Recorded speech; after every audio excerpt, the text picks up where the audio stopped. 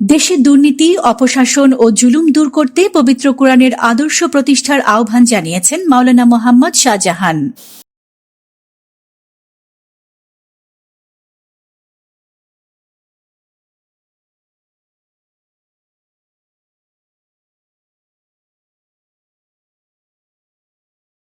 তিনি বলেন, পরিবার, সমাজ ও রাষ্ট্র ব্যবস্থাকে কোরআনময় করতে না পারলে নাগরিকরা তাদের কাঙ্ক্ষিত অধিকার ও ন্যায়ভিত্তিক সমাজ ব্যবস্থা পাবে না। আজ বিকেলে বাংলাদেশ শ্রমিক কল্যাণ ফেডারেশনের আয়োজনে চট্টগ্রাম নগরীর হোটেল সৈকতে সাংবাদিক, সুধীজন ও শ্রমিক নেতৃবৃন্দের সম্মানে অনুষ্ঠিত ইফতার মাহফিলে প্রধান অতিথির বক্তব্যে তিনি এসব কথা বলেন।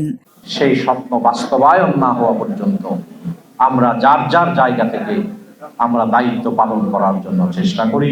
অনুষ্ঠানে সভাপতিত্ব করেন ফেডারেশনের কেন্দ্রীয় সহ সাধারণ সম্পাদক ও নগর সভাপতি এস.এম. লুৎফুর রহমান। সঞ্চালনা করেন নগর সাধারণ সম্পাদক আবু তালেব চৌধুরী।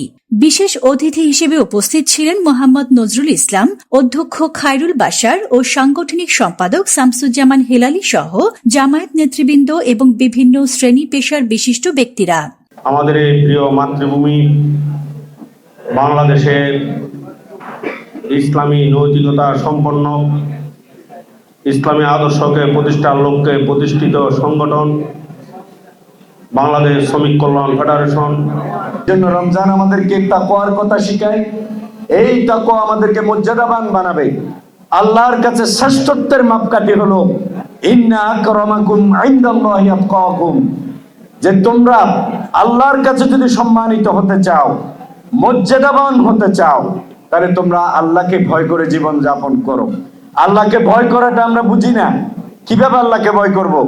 আল্লাহ রাসূল হাদিসে কুদসির মাধ্যমে আমাদেরকে জানিয়ে দিয়েছেন, খাশিয়াতুল্লাহি ফিস সিররি ওয়াল আলানিয়া।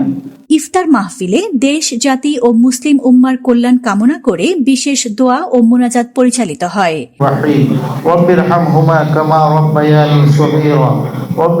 Desk report, news day 24।